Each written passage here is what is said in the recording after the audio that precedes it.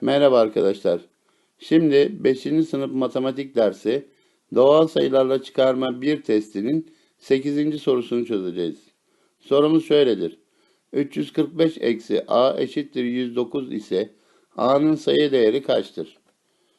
345 eksi a eşittir 109.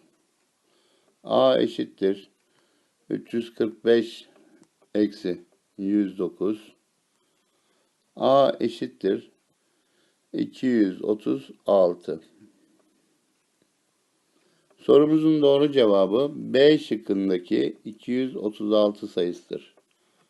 İyi günler dilerim. Lütfen kanalımıza abone olmayı unutmayınız.